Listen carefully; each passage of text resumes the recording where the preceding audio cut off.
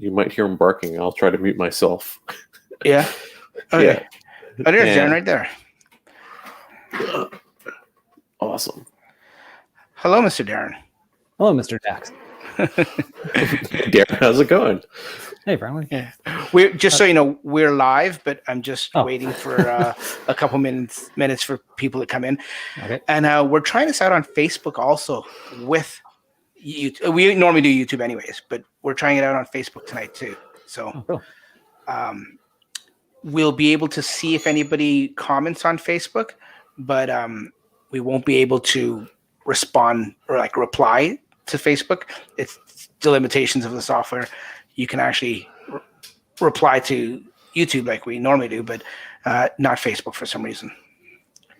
Okay. Thanks for joining me, buddy. Both of you guys. No worries.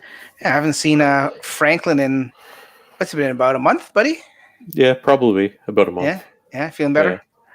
Yeah. Not really. Yeah. Well, it's going to be minimum 6 months before I actually see any type of positive results, if it works. Yeah. If it doesn't work, then basically I wasted 6 months. Then they kind of move on to the next steps, right? So more or less I'm a lab rat right now. Well, you got to try something, right? You got to try to, try different things and see what works. So at least you're doing something. You're not giving up. Oh, before I forget, so I talked to Mark, or that's for people that don't know, that's Trevlin, Mark the backseat baller. Yeah. And remember, we're live, so careful how many private things you say. Okay. Yeah, I told him as soon as we go live, I got to bring it up. Okay, just so for people that are watching new on Facebook, we do this for the first 2 or 3 minutes before we get into the actual show, just to get everyone going.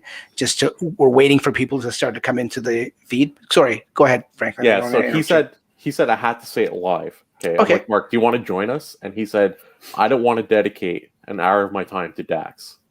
Okay. I respect everyone's time and energy, especially in this pandemic with how time is scarce with loved ones and everything. So I totally respect that.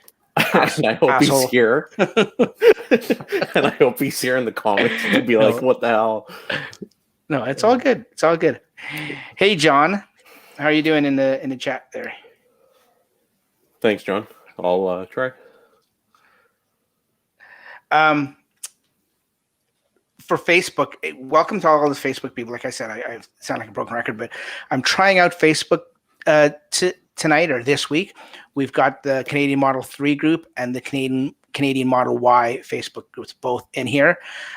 It just says Facebook user, so it doesn't say your name. So if I don't respond to you by name and you're commenting from Facebook, I apologize for that. YouTube, you can actually see the user's name and everything, and I can say, hey, John, or thanks, John, or thanks, Franklin, or something like that. But for Facebook, just limited to certain software limitations. So I apologize for that. But while I have, if anyone is here from Facebook and listening, this is how we do it live. We usually do it on YouTube, but we're doing it a little different tonight. This is what we do. We usually wait 2 or 3 minutes, maybe 4, maybe 5 minutes like tonight, and wait for everyone to come in, like the late stragglers and stuff like that. And then we get going with the show. And if you don't have time to watch it, or if this is one of the few minutes you can watch it, but you got to go away in like 5 minutes or 10 minutes, you won't be able to watch the whole entire show. Oh, there's your puppy. Yeah, I had my new pup on last week.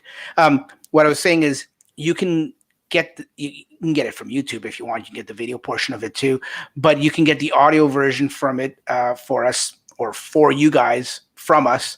You can get it right in your car if you want to listen to it in your car on TuneIn Radio, or of course Spotify, and then you can also get it on Google or iTunes, like Apple podcast too. So it's 4 different places you can get it if you need to get it from there. And I think we've done all the housekeeping stuff. I guess we can start. Are you guys ready to start? Sure. Yeah, I'm ready. I'm ready to start. Okay. Do you want me to take this banner off your head there, Franklin? No, it's fine. It's bothering you? No, it's my dog. He wants to play. Look. I know, I see that. Oh, let him play.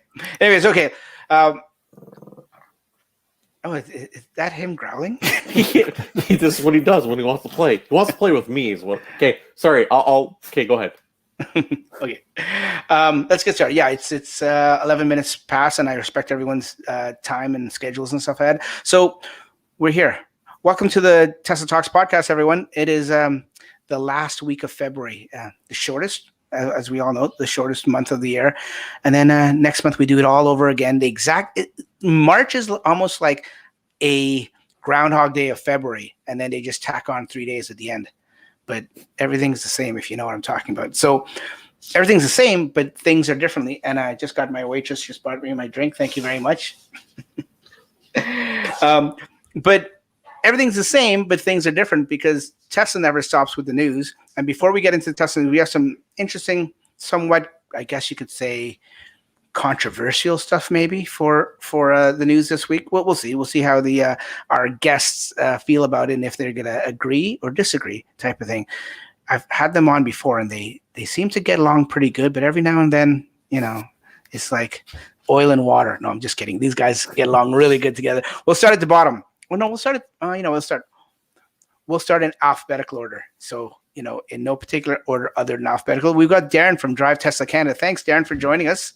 No problem. Thanks for having me. If you're not familiar with the face, but you're familiar with the website and you wondered who puts out all those great articles on Drive Tesla Canada, it is Darren. Darren you're still a one-man show, buddy, for now? No, I've got a few people helping me out now, great. Awesome. Yeah. Awesome. Okay, so now I you did that one article that one time. and there's Franklin as well. Yeah. I've got a team of workers and editors and stuff and then I have Franklin. Hey, I did one article so far. Like I contributed to the blog. I try to help as much as I can to like retweet and stuff like that. But I wanted to get writing more. And I appreciate it. Thanks. Yeah, I want to get writing more. It's just a lot of things have come up, right? So, hey, I get it. It is what it is, right? Yeah. Yeah. No, and he's talking. So, and I haven't even introduced him yet. But there you have it, folks. That's Franklin, aka Mother Frunker. You can find him on all the social media things, including YouTube here. And we're going to get to that at the end. We'll get to that at the end. But thanks for joining us, Franklin. It's been a few weeks. You've been under the weather, I understand, but you're back. Not the best, but you're back. And I appreciate that. Like I said to you when I asked you, was it today or yesterday I asked you? Yesterday. If you got time to come on. And I said, there's absolutely no pressure. You don't have to come on, but you better. And you're here. I'm surprised you're here because there was absolutely no pressure. No, I didn't. It's totally up to you, just like it's totally up to anyone that wants to come on. And come on. If I've said it before, if nobody can make it or nobody has the time in their schedule or doesn't want to come on, I can do this myself. I've always said it'll be boring. It wouldn't be boring for me. Well, yeah, it would be a little bit boring for me, but my main concern will be boring for everyone else. He likes talking to himself. Yeah, it'll probably be pretty entertaining trying to watch you for an hour. Yeah, scramble talk about everything and try to do what everything. Yeah, and argue with myself and give both different. I don't agree with that. I do. I can see it now. Yeah, no, it's obviously more productive and more interesting and more fun. At the end of the day, it's more fun with guests, and that's why I love talking and meeting different people. But if I had to do it by myself, to just get the news out one week, I definitely would, because I'm not every week, as you've noticed, like Ryan from Ride the Lightning. I don't know how he does it. He's a machine to get every not miss a week. I think he's been going 5 years in a row now, never missed a week. So is that someone's car alarm? So not mine. No? So we're starting off with the. I don't know if you mind. We'll jump into the first topic because we have a good question, right? The standard range Model Y is gone. And yes. Dan says, I'm supposed to pick up my Model Y standard range tomorrow with the new center console. Do you guys think it's a good idea, or should I wait until April, May to see if the standard range plus or the elusive long range rear wheel drive comes out? So that is a good question. Let me put Dan's question up here. Now, Before we get started, maybe if Dan can just specify where exactly he is. Yeah. That would make a difference. That's very important, true. And while he's doing that, while we're waiting for him to reply to that, I'll give everyone, because this is actually, I mean, what's your name, Franklin? You set it up pretty well there, and it just perfect timing with Dan's question. But that is our first topic for the night. Is, you know, the standard range Model Y. It was so short lived. What was it, like 6 weeks? I think, or not even. It lasted. It came, and everyone was surprised that it. Everyone was surprised it came because it wasn't supposed to, according to Elon. And I think 5 or 6 weeks later, they dropped it off the website. And then for the first day or two, I don't know about you guys, but I thought, okay, maybe they're just updating the site or something's happening, that they're gonna, or like refreshing it, and they're gonna bring it back and maybe change the specs or something like that. But it never came back. And then of course we got confirmation. Now this was on the 16th. If people are watching at home, you can refer back to, or you can check out the article here by Drive Tesla Canada. Darren did a good job here. This was on February 21st is when he posted this article. I think, and I'm pretty sure Darren's so on the ball with these things. So this is when it would have happened, which would have been, yeah, probably last week or a week, maybe just the midweek before that. We first noticed it in the US store, but I think it happened simultaneously in the Canadian store. Did it not, Darren? Yeah, it was everywhere. It disappeared from the site at the same time. Something important to note there, and John did bring it up. It's gone from the store, but it's one of those off-menu items. Yes, and that's, I think that's where the confusion, and okay, and exactly. So that's what happened, and then Elon came out and made it official and said, yeah, it just wasn't. What was it? I should have pulled up his tweet. There was an actual wording that he said. Standards of excellence. Standards of excellence. Thank you, Darren. That's exactly what he said. For reference, the long-range Model 3 rear-wheel drive was on production on the website, and then it became an off-menu item, and it lasted as an off-item menu for about 2 months before they pulled it completely. I want to say about 2 months, maybe 3. So if that follows the same trend, you're probably looking in 3 months that it's no longer going to even be an off-item menu if it follows the same trend as a 3. Exactly. And here's what this is where the controversy comes in a little bit, because I've talked to several different people and it seems to be split. Maybe Darren, you're so in the know with this stuff. You're the expert. Maybe you could give us a definitive answer. I thought I read, or I was told somewhere that, yeah, right now it's off menu, but it's only the remaining stock that they have. They're not producing it anymore. So once that stock that has been shipped out, or is being in the midst of being shipped out to all the stores, once that's gone, it's gone. But then some people think you can still get it, like you're still gonna make it off menu, just like Franklin was referring to with the Model 3. Can you clarify any confusion with that, Darren? Yeah, sure. So this obviously isn't like from Elon or anything, but when was it? I think maybe Monday of this week, there was a company-wide call that went on to specify that the vehicle, because everyone was confused, because all the employees were just as surprised to see it disappear as we were. No warning. So that they all got on a call to figure out what was going on. And yeah, as far as they're aware, it is being discontinued. They're not making it anymore. So any orders that you place by calling in or visiting a store, that's coming from existing inventory. So once that's gone, I'm pretty sure that's going to be it. Yes, I'm thinking so too. I'm thinking that's exactly what it is. Yeah. Let's get back. So with that said, let's get back to Dan's question. So this is what he asked, and then we asked where he's from, and he followed up by saying he is in the Greater Toronto area, Sleepy Hollow, little town nestled north of Toronto called Vaughan. So it's a pretty big city. I know, I'm kidding. I'm being facetious. So Dan, I mean, I'm pretty sure, but don't take what we say as gospel. But Darren, I refer to the expert. I didn't mean to put you on a spot, Darren, and I apologize if I'm calling you an expert and you don't want to be called. You'll do it again. Yeah, I'll do it again. Yeah. I apologize. You know, it's like I don't want to go there. Anyways, yeah. I'm pretty sure, and Darren's made me feel even more sure now that once the remaining stock is that they have laying around is gone, it's gone. I don't think you're going to get it. So I don't think you should wait around till April or May, because I highly doubt it'll be around April or May. So the question is, should he wait for a standard range plus or long range rear-wheel drive? And thinking like they may revise the standard range and make it into a plus, like the 3 with more range. Yeah, or the long range rear-wheel drive. So here's a couple of things, right? Dan said he drives 60 kilometers per day. So if he's only driving 60 kilometers per day, he can probably get away with the current standard range. Yeah, that would have been perfect for him. Yeah. Just something to keep in mind. If you plan to do like long road trips, you'll have to obviously charge up more. And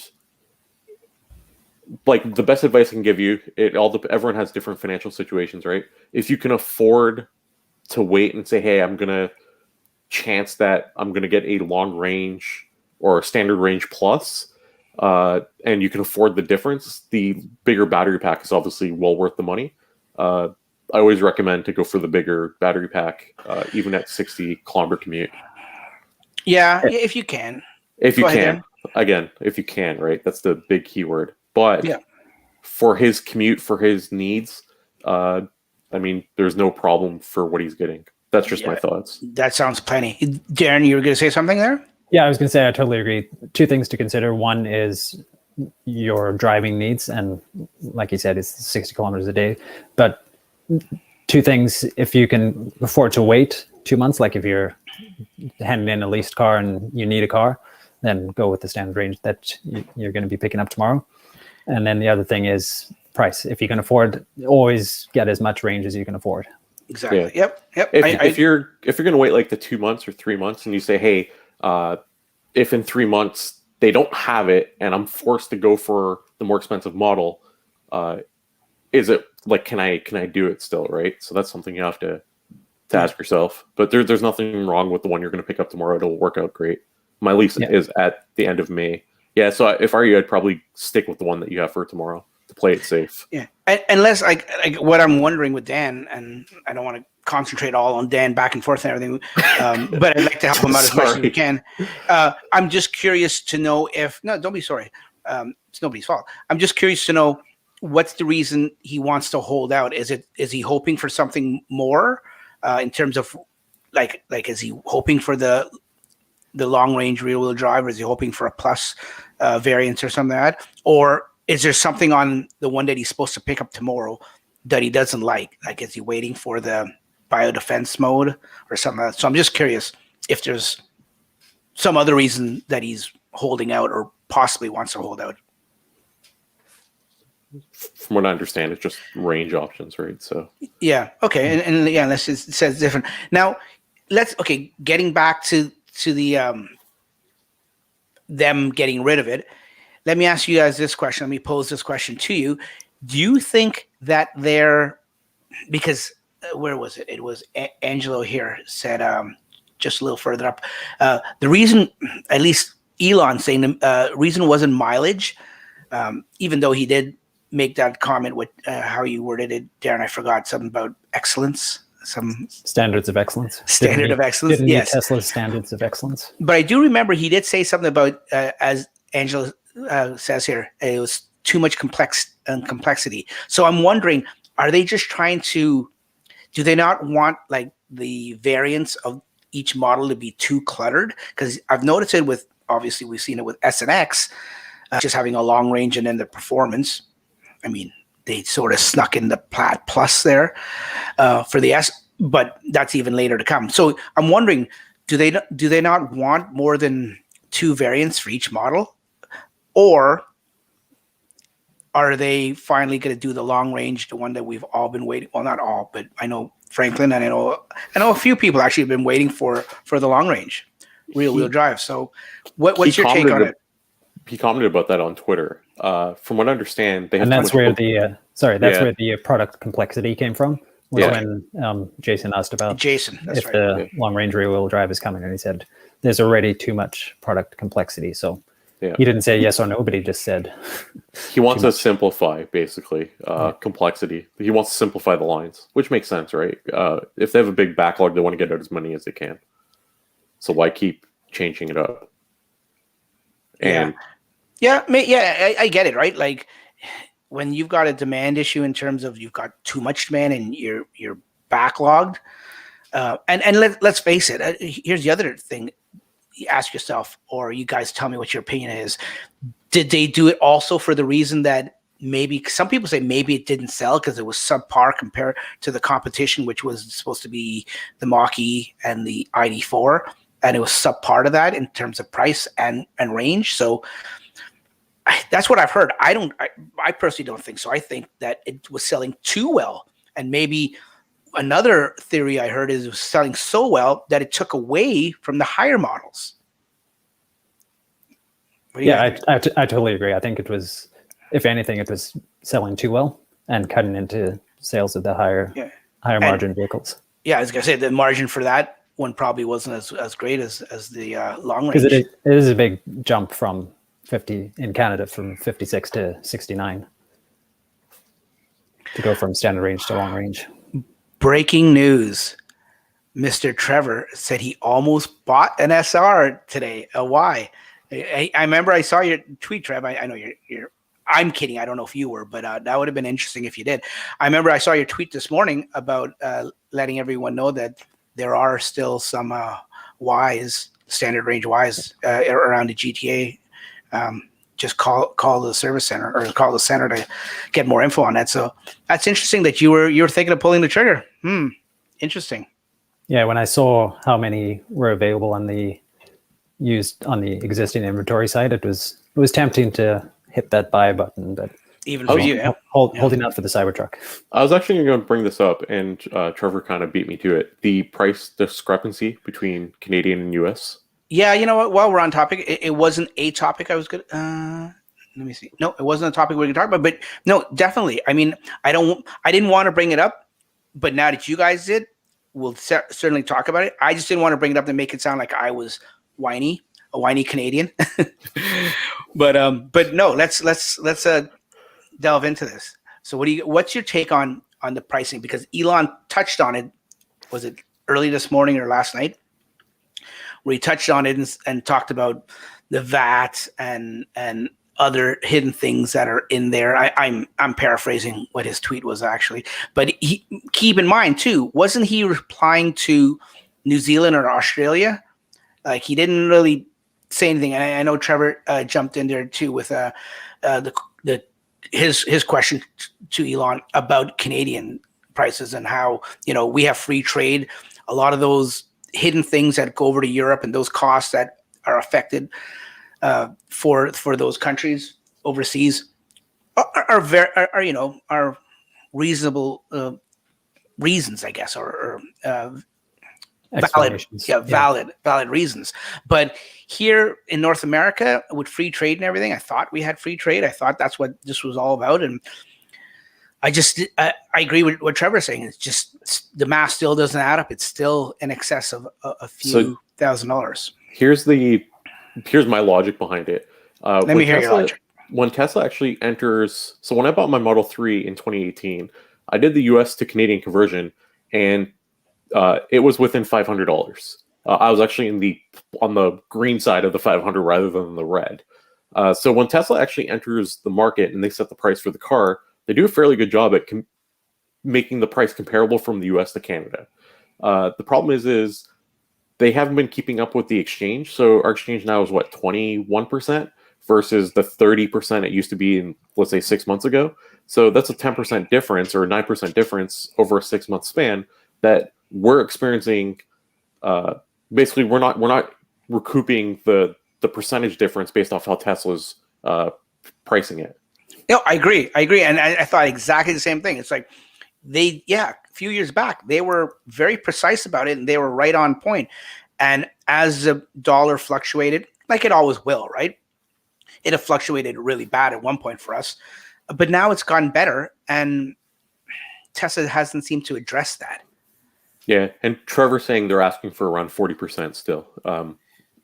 Yeah. No, if you do the conversion, it works out to about 1.4. Yeah. Which is, I know you got to think from Tesla's perspective, they want to put a buffer in there to help them, to save themselves. But at the same time, that's a massive buffer now, right? So, hey, and we know Tesla isn't shy of changing prices. I mean, what I forgot to mention in that whole confusion of the SR Plus going away, I mean, a few days before that, there was price changes. Like the SR went down. Sorry. Yeah, no, I'm right. Yeah, the SR went down $2,000. The long range went down $1,000, and the performance went up $1,000. So they were playing with prices, and like that whole week was confusing. Like that whole week and a half, there was so many changes going on. So they can't use like, oh, we don't like messing with the price too much and confusing our customers, because that's certainly not the case. They do it on the fly. And just to make things even more confusing, and to go back to my point earlier about how everyone was caught by surprise, I guess I can say this now, that Tesla, I knew, was working still behind the scenes to try and get the standard range to qualify for the 5,000 federal incentive, and was expecting an announcement this week.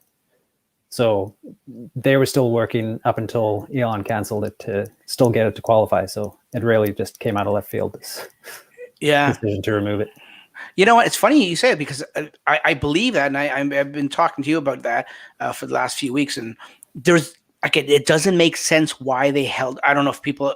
I know. Sorry, this shouldn't be a Canadian centered podcast, and it usually isn't. But in this case, we're talking, and it's turned in a Canadian part of it.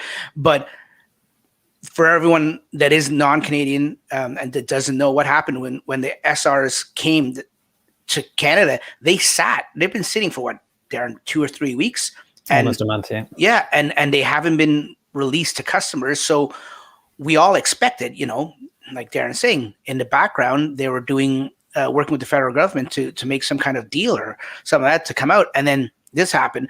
And what confused me today is, now it's the internet, right? So anyone can say anything without backing it up. Somebody in one of the groups that I go on said that, no, they know someone that apparently works in the Canadian finance part, that would be in charge of that rebate. I forget what's called, Z something rebate, whatever it's called. And they had never got anything from Tesla. So they don't know. As far as they're concerned, it was never in the works. But take it with a big grain of salt, because it's just one person saying that, right? But after I heard that, it was a little confusing. So to get back onto the international thing, do you guys think, we'll just get a quick raise of hands here, or maybe in the chat room, you guys can chime in too.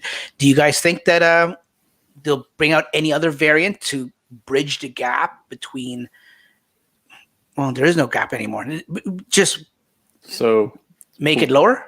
I still strongly believe one day I will be able to take delivery of my long-range rear-wheel drive Model Y. Darren, what do you think? I think they have to. There's a huge gap that they've now left by removing the standard range at that price point. So if I think they have to bring in something at a lower price point now. Yeah, I mean, it's interesting, because when they did do that whole strategic lowering the SR, and they hadn't, at that point, they hadn't lowered the long range the very first day, if I remember correctly. So they just lowered the SR, and I'm thinking, okay, so they're making a bigger gap between the SR and the long range. And I thought to myself, okay, they're making room for the rear wheel drive. And I'm thinking, perfect, it'll come right in the center at the exact halfway point. And then a couple days later, or a few days later, my whole theory went out the window. Well, the whole thing, so I don't know if you guys caught it. I don't remember who did it. Someone did an article saying the long-range rear-wheel drive is like completely canceled. They're calling people to cancel their orders and change. And there's so much, like, that is a person at Tesla who's a salesperson who's trying to get you to convert your order. That's all it was. Yeah. And there's like a massive article. Just on the flip side, I did get a call about the Cybertruck. It was like, hey, here, we're going to talk to you about home charging. And I told them like I have a Tesla already. They're like, "Oh, really?" And the conversation changed completely. But the way the conversation, yeah, basically, we don't need this guy anymore. But it was more like, do you want to come in and see a Tesla? Because maybe we can get you, butt in a seat. You start driving one today, you're going to be like, "Well, I want one today. I don't want to wait for the Cybertruck," right? So I did receive a phone call, and I asked him. I said, "Hey, so what's the deal with the long-range rear-wheel drive Model Y? Like, should I sit on it?" He goes, "Yeah." He goes, "Don't bother. Don't cancel it. We haven't been told that those are canceled yet. So there's nothing, like, you just have to wait, right?" Yeah. And this was like literally 2 days after that big long article came out that said, they're all being canceled, and Jason was going in a frenzy. Poor Jason. Yeah, and go ahead, Darren. No, I thought you said no.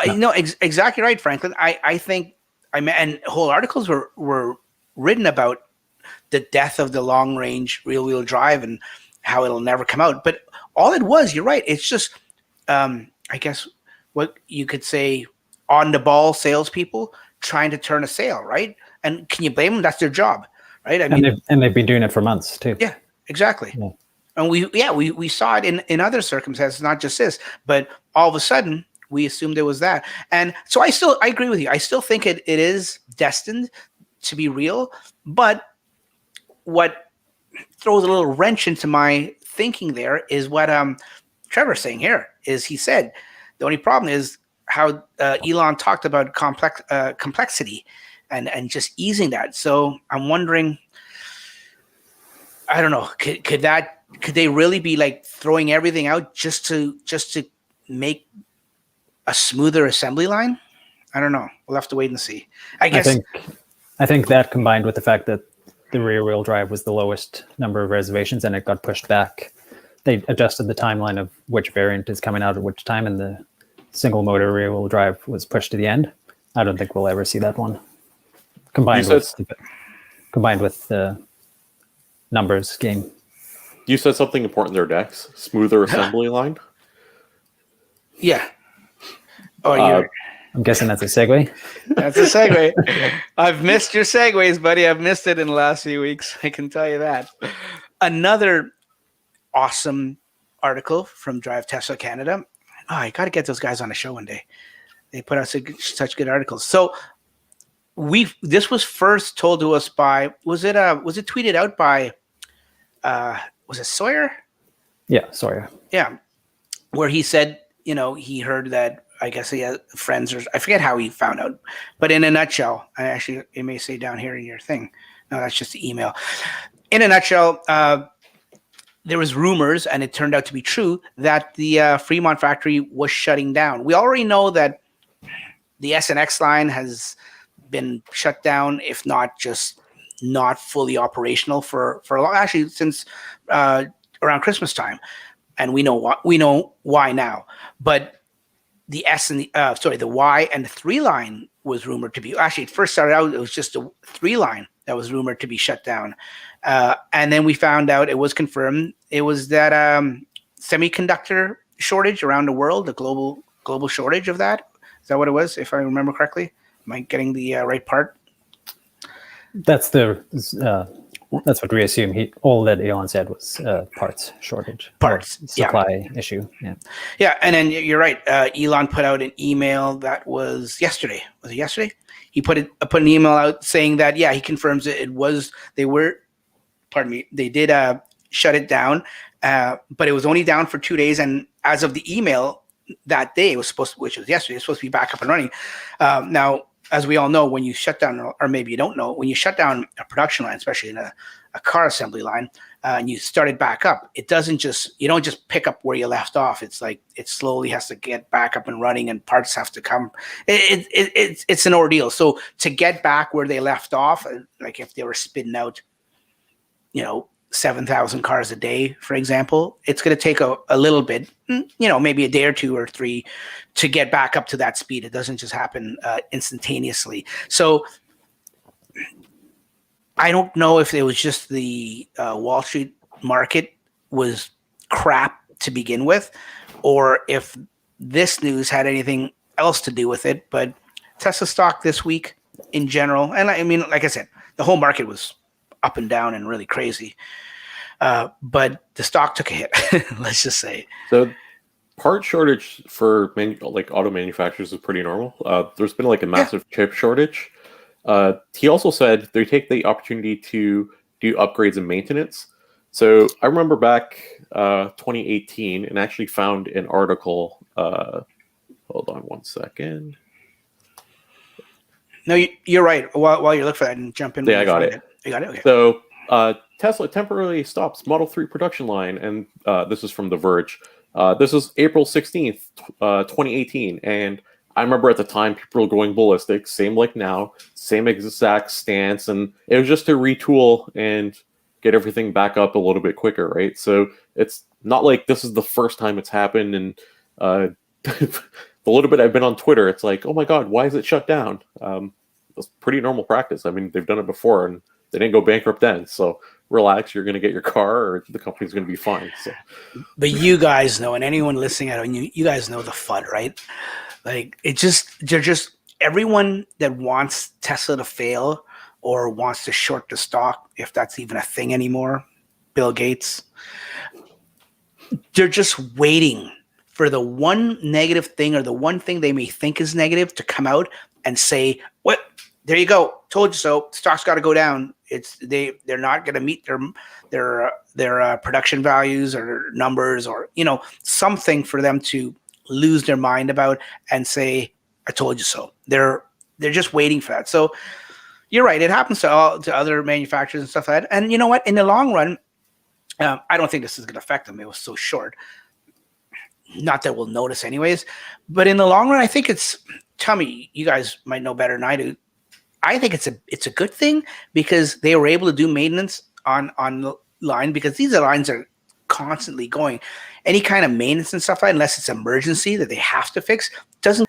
As far as I know, I mean, I may be talking out of my butt because I've never worked on an assembly line, but I have a decent idea how they work. So I would assume that you don't always get the kind of maintenance that maybe these machines and these lines deserve when it's constantly going. So it's getting shut down, and like Franklin said, or Elon even said in the letter, but more importantly, what Franklin said, not what Elon said, is that you can do upgrades and improvements. Now, there's an upgrade that we're going to talk about in a little bit that I'm hoping with the shutdown that they were able to do. We'll see. But you guys think that I mean, I'll ask Darren because I think I got your opinion, Franklin. Darren, do you think that this, at the end of the day, turns out to be a negative thing for them for the shutdown? No, I don't think so. Not at all. I think everyone overreacted just a little bit on this news. And like you were just saying, kind of make lemonade, giving lemons, make lemonade, whatever the saying is. Yep. When it's down, might as well take advantage of the time and make some improvements and do some maintenance. Yeah, and like Trevor says, he's saying, part shortages are normal. Honda and Allison is shut down for days due to part shortages too. So that's just another one.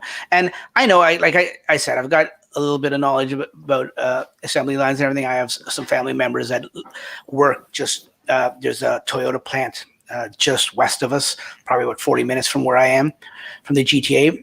And they're shutting down, and this is a big company like Toyota. They're shutting down, okay, I'd be exaggerating if I said all the time, but they're shutting down every now and then for production changes where they're going to stop making the Camry and now moving to the RAV or something like that. So they're shutting down for that, and they shut down for annual reasons like holidays and stuff like that too. So if a big company like Toyota that puts out probably 20x what Tesla puts out yearly, if they can find a time and find it in their benefit to shut down, then why can't Tesla without having people coming down on them? You know which assembly line shut down for a very long time? By the look of it, DeLorean. Mattel. Oh, Mattel! Jeez, don't get me started with that. Well, actually, no. You do want to get me started on this, Franklin. if I've missed nothing from your absence, it's your segue. It's your gift of segueism, if that's a word. Ironically, another fresh article by an astounding website called Drive Tesla Canada. Stop me anytime this gets cheesy and old, Darren. Never. Yeah, this. I'm going to tell you the news, which you probably already know, and then I'll tell you my opinion. And this may, get a little people upset. But so Hot Wheels, if you're not sure, if you don't remember Hot Wheels is a company that came out probably almost a year ago. And I only say this because I was a year ago when it came out. I know exactly where I was, because my phone blew up and I started getting messages from everyone. Oh, you got to check out this Cybertruck toy that Mattel just released, and it's going to be a big RC one, and there's a small one. And I went on the website.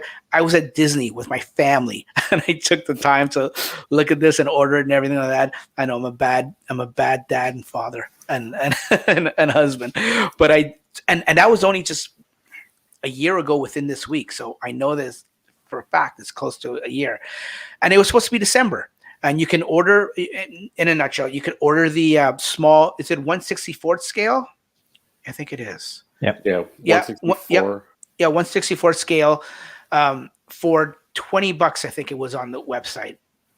And then you could order the 1/10th scale, the larger sucker, and that was $400.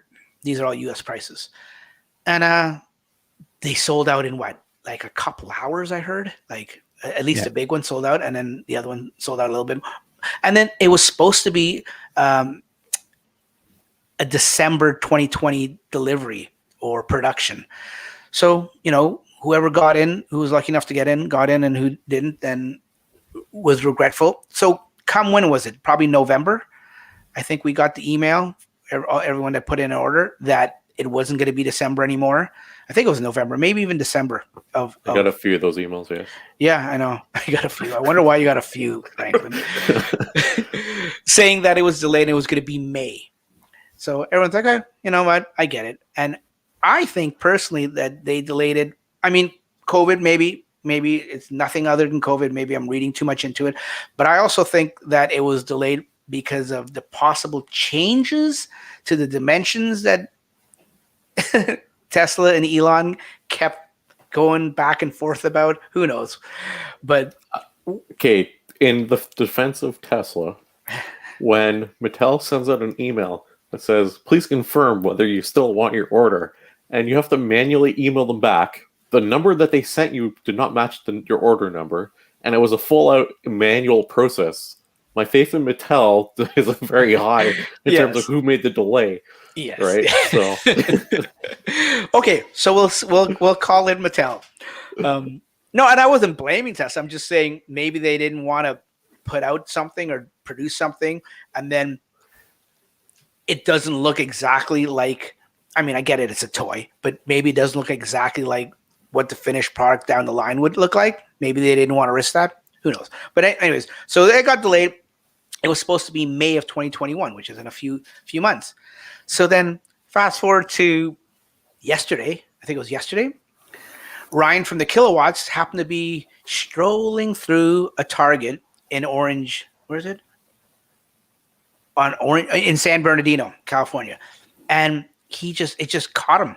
It just caught his eye. He's like, what? And it was the 1/64 scale on the shelf in packages, and it was going for the same $20. So I think he picked up a bunch. Raj got one, or Raj got a couple, and then he tweeted it out, and the floodgates opened. Everyone went everywhere, and I don't know if any of you guys had any U.S. friends that secured some for you, but I didn't. I put out a tweet commenting to someone who did get some. Yeah, and I got like 3 or 4 direct messages saying, "Hey, did you want one?" And I'm like, "No, I have mine coming eventually. I have 36 coming. Eventually, mine are on the way. When they do, like, don't bother sending me any, right? So they're nice enough to offer, but I never bothered asking for any, right? It doesn't make sense. Well, in this awesome article, Darren goes to the trouble to show like pictures and I guess in a receipt showing a barcode and stuff. Is that Ryan's receipt? No, Ryan actually went out after I published this article, and so I found on Facebook there was someone, this person in San Bernardino had found it in the store there. Oh, okay. Yeah, so this is all this guy. I think his name was John. Yes, John. Etienne, Yeah, from Facebook. Okay, so maybe I got the story a little bit wrong, but I thought it was Ryan was the first person, but maybe it's a Sean guy. But yeah, okay. So basically, Darren, did you break this story? Yeah. Awesome. See, yeah. Once again, I've got nothing corny or witty to say, but once again, yeah. Okay, so you've gone to the trouble, or John posted the barcode. What's that called? The UC something code? The UPC? UPC. You think I would know that after working 5 years in retail? In my 20s, so maybe that's why. That was like 50 years ago. So yeah, probably. Yeah, because I'm 70 something now. So, and here's a picture of what they look like for everyone that's watching at home and it can see. And I apologize to our audio listeners, but if you haven't seen it, just do a Google search. You'll come up with it really easily. So a little 1/64 scale. So really tiny. It's probably, that's about the same scale as usually the regular Hot Wheels, is it not? Yeah. Thereabouts. Yeah. Yeah. And it's got a remote control. And like I said, Tesla Raj did a good video this morning about it. If you want to check out his video, he demonstrates it and shows you how fast it is and everything. But what I was getting back, like apparently some people took this barcode and here in Canada and went to see if they can, because this was all in the US and no one could find anything in the Canadian stores. But some people called up and asked like Walmarts and Toys R Us and stuff like that. And apparently they have these codes, these barcodes or UPC codes in their system, but they just don't have any expectation of delivery or shipping date or anything like that. But it's in their system, so that's good news, I guess, that it's in their system. I just noticed that this isn't even English. What language is this? That's Russian. Russian. For some reason, yeah. Ah, okay. So is it also in Russia? Yeah. Wow. Strange. Yeah. If it hits our area, Dax, I'll let you know. I have a Hot Wheels dealer who will hook me up for all local Hot Wheels. I know your Hot Wheels dealer, Franklin, and he's supposed to be in lockdown. Quiet. No, but never mind. Let's quiet down here, Dax, about my Hot Wheel dealer. I didn't name any names, but yes, I know you. I know your I'm dealer. in lockdown. I don't go anywhere, but my dealer, he's my Hot Wheels dealer. So here's okay. So that's that, and I'm not even looking at the chat. I hope you guys are. Yeah, I've been keeping up. Good. Thanks, Trev. That's what UPC codes are for.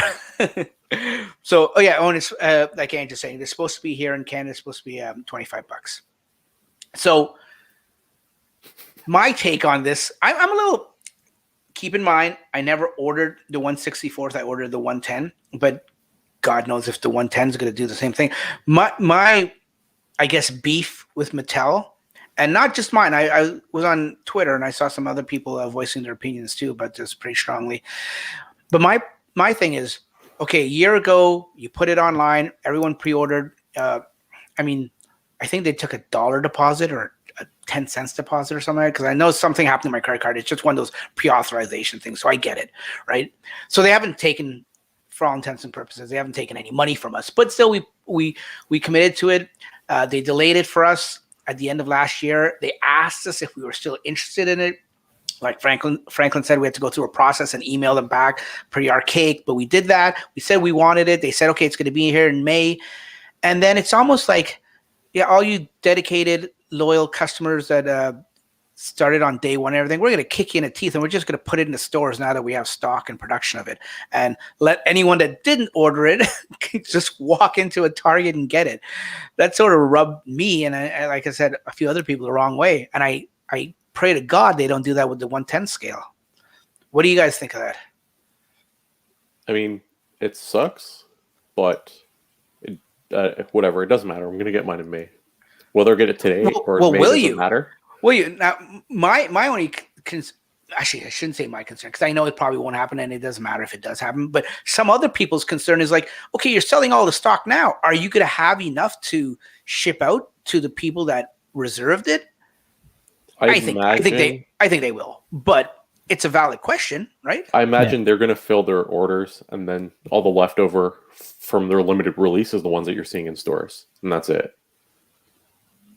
Was the 1/64th limited? I know the 1/10 was limited, but it did did end up selling out. From what I know. they're both limited. So they probably filled all the orders. They have enough stock to fill all the orders that they have, and then all the leftovers is you won't get any. You won't get any, man. Yeah, that's exactly what I'm thinking. But I mean, when I get mine, for those who do not have them, I will be doing some giveaways. So yeah. Oh, and that's the other thing I didn't want that also irked me a little bit. Actually, this probably irked me more than them putting them out in stores because like I said, I think we all will get everyone will get it. It's just you won't be the first, and there's bragging rights there. But the other thing that bugged me, and I'm sure it bugs you guys too, and I get it, it's free market, I get it and all that, but people are buying them and putting them on eBay.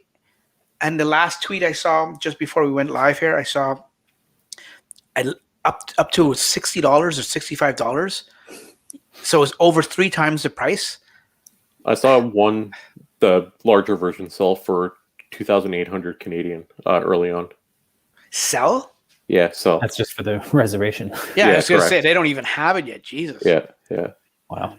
So see, maybe I'll come out of the doghouse if I do that, because my wife will forgive me.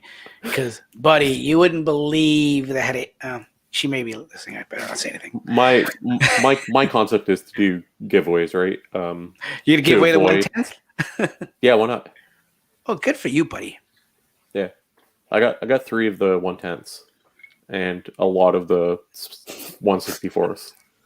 Someone told me last week that my mug, it's transparent. Yeah, it's transparent. So I'm just fake drinking. Looks like you're in Star Trek. Yeah. Oh yeah, But yeah, my plan is full out giveaways. Good for you. Like I got a lot of Hot Wheels for that purpose, just to do giveaways, because the resale value on them is kind of crazy. Yeah, I can attest. I mean, this isn't not blowing sunshine up your butt or anything, but I can attest to everyone. Franklin's not a hoarder. There's some people out there that hoard them, and they'll have like 50, and I don't know what they're gonna do with them because they don't want to sell them. I haven't seen them selling them, or I haven't heard of them selling them. And I'm not talking about the Cybertruck ones, just the regular Tesla ones, Hot Wheels. But yeah, see, as I'm about to compliment him, he walks away. But yeah, I was gonna say that he is a man of his word, and he does do a lot of giveaways and stuff like that. I'll say something bad when he puts his headphones on. Watch. Yeah. So yeah, he is that kind of terrible person. What now? Nothing. No, it's like I'm not joking. I'll see I keep a whole bunch in my car. I'll see kids. I saw a kid playing with an RC car one day with his father, and I walked up to him hey, do you want a Hot Wheels? And his dad's like, yeah, that's cool. Get away. No, he was so excited, and I'm like, why not? Why not give it to someone who's out playing with a RC car in the snow with his father? He's the type of person that enjoy it the most, right? So yeah, exactly. And that's why I went on a long road trip for maple syrup with you, buddy, because you're that type of caring person. So I got this one today. Oh, that's where you had to go? No, I got this in the mail. Let me just full screen you here. Yeah, go ahead. There you go. So what is that? You can see the Roadster, right? Oh, the Roadster. Yeah. Yeah, But this is like a Valentine's Day specialized package. Oh, you got that from your girlfriend? Yeah, there you go. Nice. That is, and there's 6 other classic cars or different cars that came with it. Okay, cool. Yeah, and this was from 2009. Oh wow. So I'm up to around 40 different Tesla Hot Wheels now. I think I'm missing 3 or 4. That's crazy. Yeah, I'll do a video with all of them at some point in time. Yes, you will. Yeah. When I get the last 3 and make an actual like wall display or whatever, right? Yep.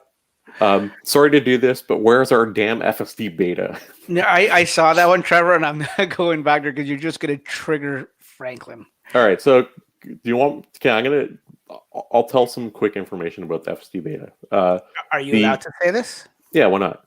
I didn't sign no NDA. The current beta testers are being asked about collecting snow data. Let's see what I can say.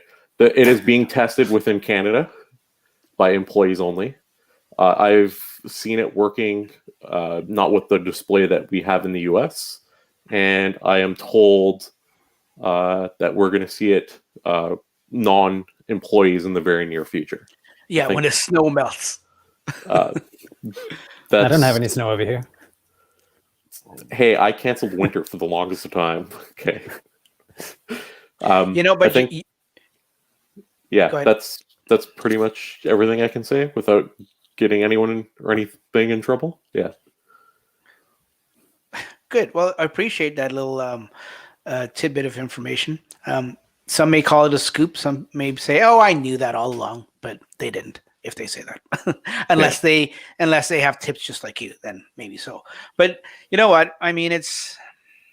There's one other thing too. So again, don't take this as it's happening. I saw this about 2 months ago.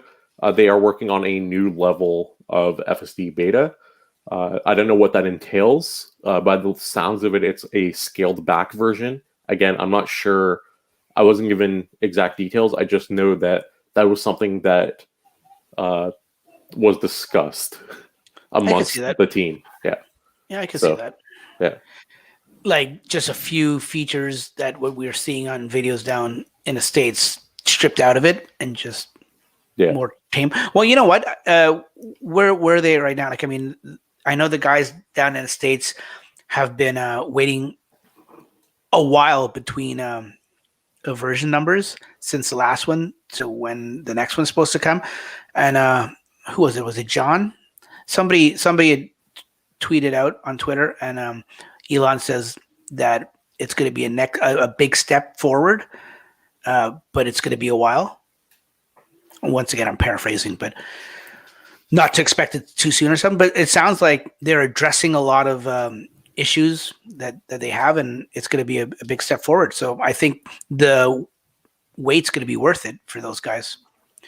And yeah, I'm waiting for it to warm up in general, as it's slowly starting to. Don't even say it, Darren. But here in Ontario, it's slowly starting to warm up. But yeah, I mean, I'm done with winter in general. But for the added benefit and bonus of Franklin's information there, that we may get something in warmer weather. And then does that mean in November they'll take it away from us? Limited time beta is how ours is going to be released as. Yeah. Well, you know what? I'm been in Clubhouse a lot lately, and I know you haven't, Franklin. But Clubhouse is an interesting. It's an awesome app, but it's interesting in some of these groups, and it's interesting to hear some people that have FSD, the beta, that.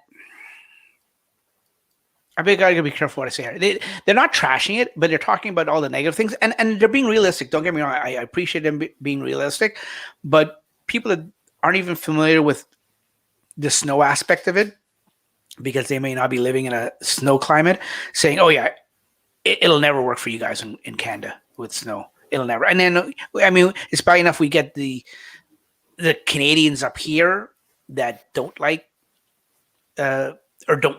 I shouldn't say don't like it, but are very skeptical about the FSD beta and talking about the cameras and the placements and stuff like that. And they're negative about it in general. So it's added on top of that negativity. Realistically, now we're having like a full beta discussion here. Thanks, Trev. They have to make sure that it's safe. Like, go on TikTok. I don't use TikTok. I just see the videos that surface from it, right? That my friends send me.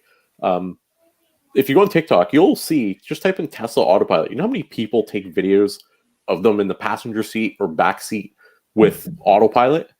And like the three of us know that's not very safe, obviously. The FSD Beta would be like... Anyone listening here knows that. Yeah, the FSD Beta would be amplified safety precaution, right? And if you think from Tesla's perspective, it doesn't make sense to send out a mass release. And I say this, I want it, obviously, as much as anyone else. But it doesn't make sense from Tesla's perspective to send out a mass release until it actually is ready and safe. And I'm of the mindset, I kind of hope that Tesla has some sort of thing in their policy where if you have it turned on and you're doing something dumb, they can revoke your autopilot. Absolutely. Hope so. Yeah. It's too many. I've seen too many idiots out there just with the autopilot or navigate on autopilot, much as well FSD. Thank God. You know what? I was a little curious why they, at first when they started the rollout last fall and how they did it, but now I totally get it. I totally get that they have to. There's no, think of it. There's no way that they. I shouldn't say there's no way. How do I put this? There's no way that if they screw this up and they give it to the wrong person and it gets, and that person does something stupid with it and hurts somebody, there's no way that Tesla would be able to live that down or get in front of that. Something else I want to bring up here, just because we're here now. Gary said if they're already not revoking people from doing stupid things with current autopilot, no way they're going to be doing that with FSD. The current FSD beta testers, and again, I'm not throwing anyone under the bus here. I've seen one of them get an email saying, hey, you've done this, this, and this on this day, that day, and this day. If it does not stop, you will be removed from the beta. Really? Correct. Wow. Again, I'm not going to say more than that because it's not fair. But like, as in a video that was published, or they just knew from the telemetry and information? They knew from the information that they gathered. So it's something they're taking very serious because they have to send this data back to governments saying, hey, look, it's driving it safe. For regulations. So they need, putting everything in jeopardy. Yeah. Oh, I get it. And I don't blame them one bit. So obviously, I never even thought of this before, but stupid me. Obviously, to be a beta tester in a Model 3 or a Model Y, you can't cover that interior camera. I believe Chris has this covered still, so I'm not sure. Yeah, he did have it covered from the beginning. He did, yeah. That's something I heard from like the very early days, was that cabin camera had to be turned on for the FSD beta testers, but then that came from a non-beta tester, and then when I've asked some of them, they've all said that's not a requirement, because that's part of the reason why I thought it might get delayed in Canada, because we don't have that camera active. There's a lot of beta testers currently too, right? Keep that in mind. Like, there's a lot. Yeah, well, at last count, Elon said about 1,000, right? Yeah. Now, obviously, I think out of that 1,000, I'm not the first one to think this. Somebody else said this, and I'm just echoing what they said, and I agree that majority of those are probably employees, family and employees, and then not to say only the ones we see on social media are the rest. I'm sure there's some out there that are just regular early testers that don't bother to pick up a camera and videotape themselves and make a channel out of it. So there's a handful of them too. In terms of our delay in Canada, from what I gather, and again, don't quote me on this, if you look at the FSD visualization, it was delayed here as well. The street lights, the stop signs, the warning at the red light. For whatever reason, our laws aren't very friendly in terms of displaying data that the car picks up. And again, I don't know the legalities. I just know that portion took a long time in comparison to navigation on autopilot, for example, or smart summon. That took about a month, whereas actually visualizing the data took a little bit longer. So from what I've seen, the tests actually happening in Canada, the visualization is much different currently. And I think Tesla wants to wait until they get the visualization portion approved before we start seeing it here. because they want the experience to be synced. They want it to be the same, obviously, right? Again, I don't know the legalities. I don't know why that's a thing. That to me, it doesn't make sense, right? You're just picking up stuff around your car, but that's just my hunch based off all my information. So yeah, no, I get it. It all makes sense, and they're taking it very slowly and very cautiously.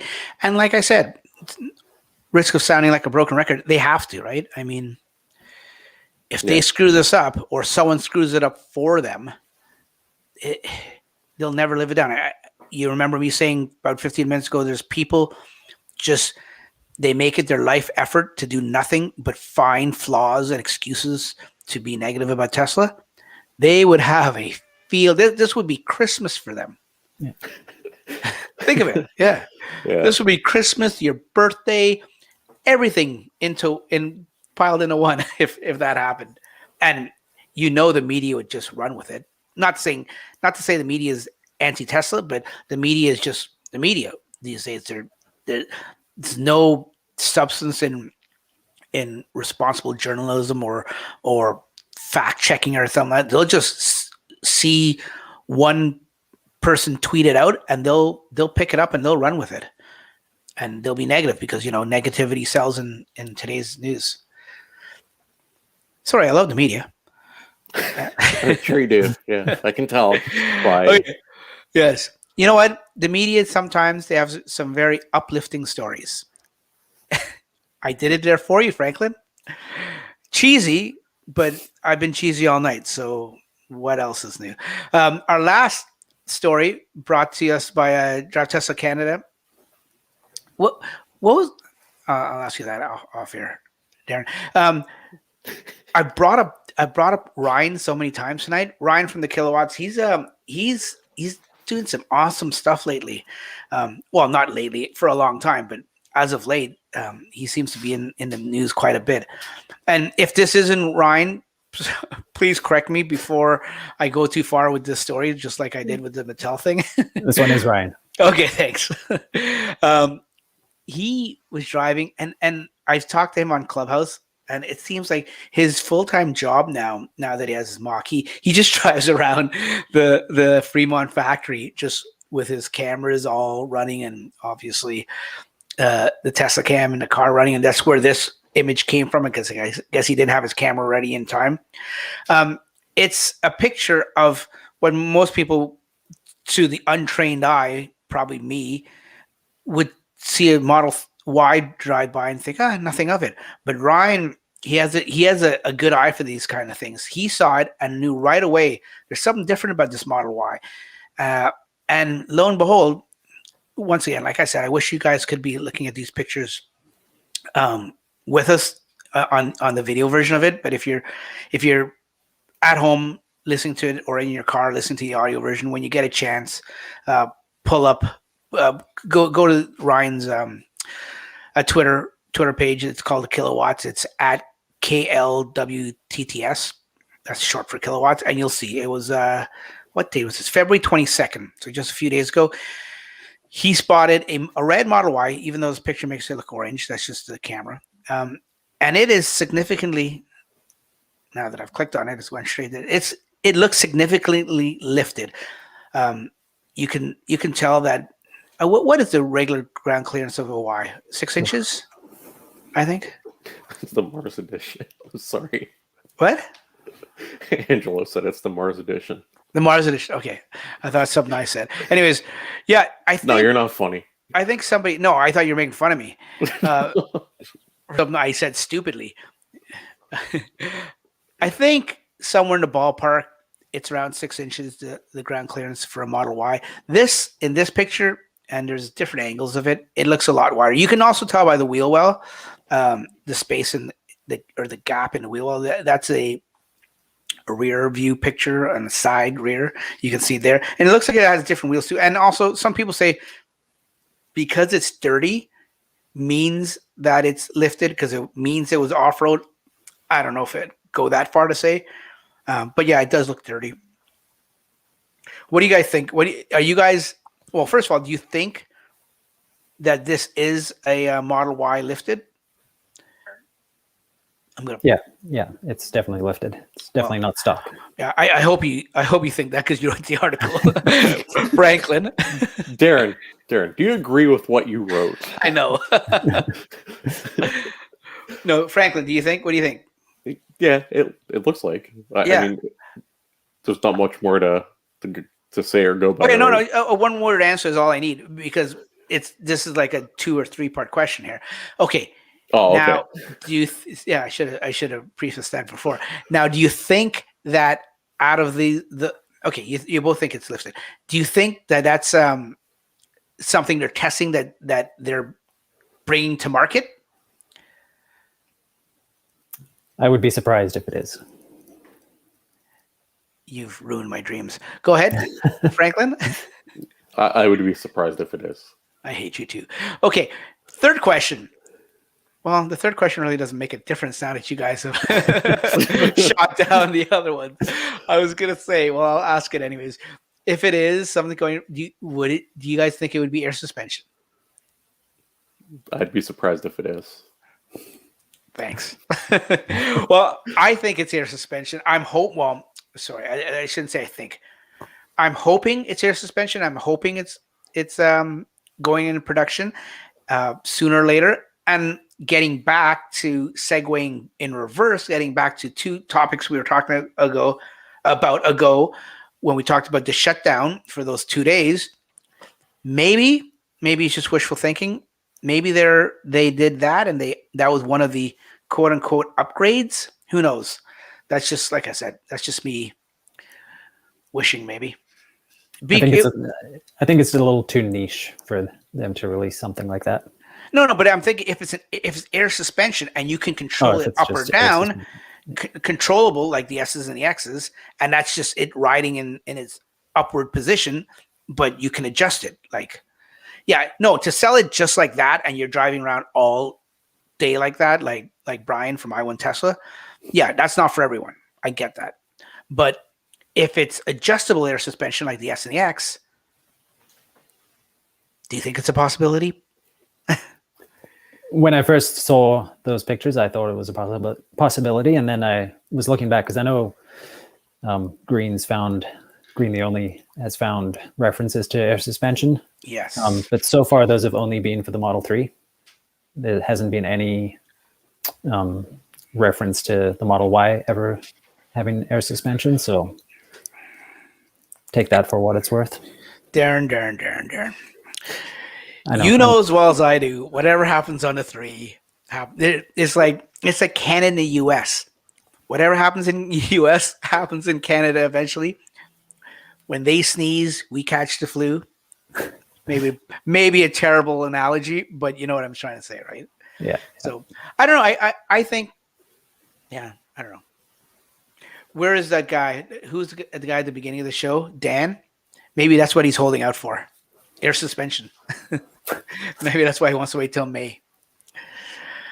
You know what? I mean, all jokes aside, air suspension would be a cool added addition. Added addition. It does make, you know what I mean? It would be a cool addition. But from what I understand, everyone that I hear that has or had air suspension says eventually it's just more problems than nothing else, because after time they leak, they rupture, you have to change them, you have to repair them. So I don't know. Maybe it's not a good thing to have for the convenience. Yeah, I've heard the same. Nice to have, but probably not something you rarely want. Yeah. Okay. Any other? I mean, we had 4, but it turned into like 5 or 6 because we touched on a few other things like FSD and stuff. Anything else? Fault. Sorry? That's Trevor's fault. No, it's. I'm glad he mentioned that because I want to talk one last thing. So I mentioned it earlier when we're talking about FSD about data collection. For people who are driving their cars currently, your car is obviously sending data back to Tesla. So just wanted to show something. All right, Trev. Thanks for helping out. I don't know if you can see that. See the graph this way. So that's data usage of my car each and every day, and it stays roughly, that's 20 and 40. So it's like 20 to 40 gigs uploaded per day. Now I'm going to show you Gigs? Sorry, megabytes. I was gonna say. Yeah. Now, I want to show you just today. Ah. Wow, that's a lot. Everyone go to their cars or routers and check. So, that's why I had gigs on my mind. I'm not going. Uh-oh. Yeah, sorry.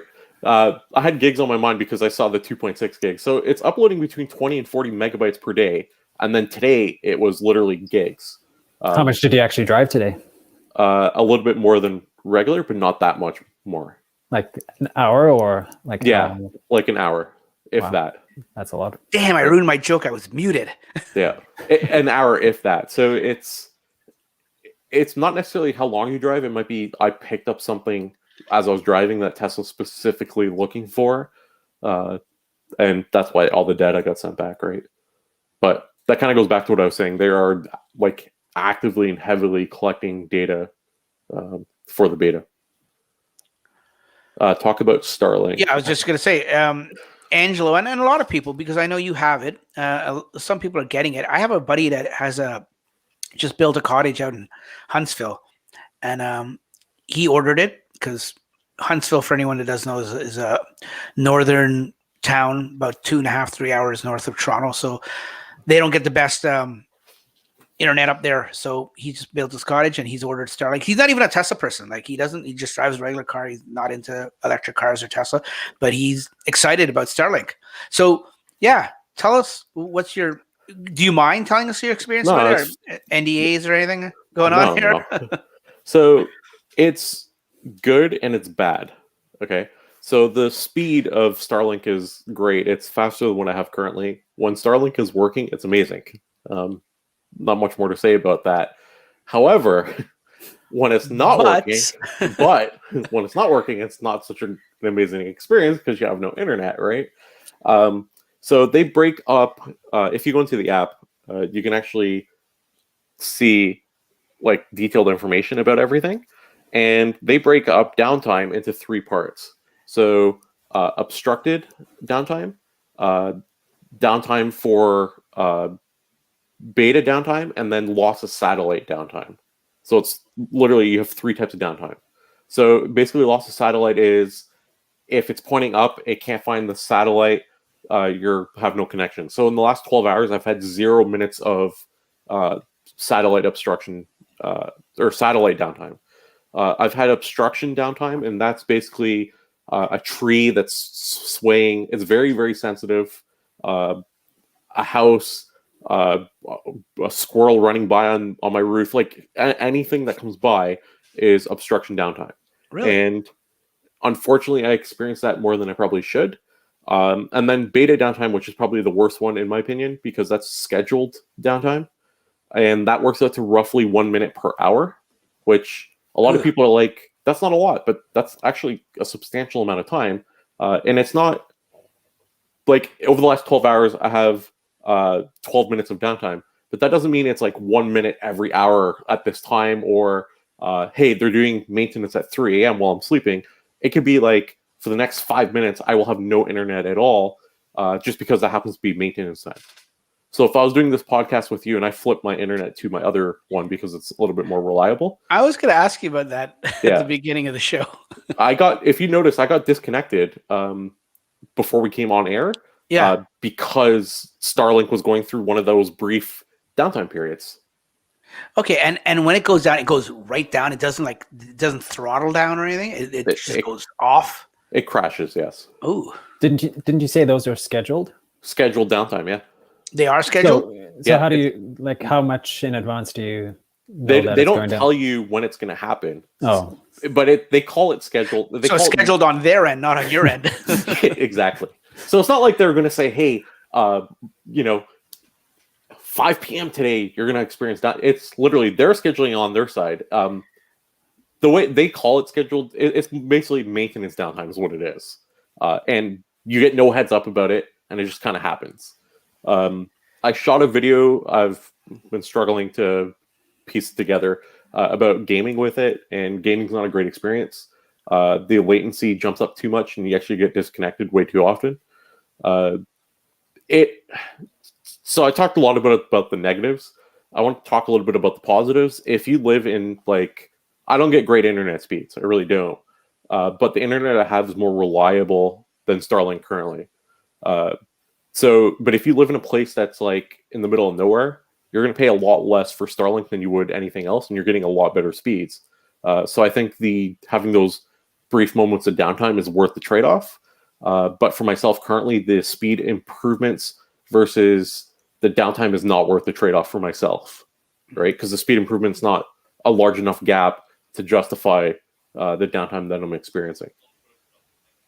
Okay. So multi-home router possible, so you can have redundancy with another ISP. I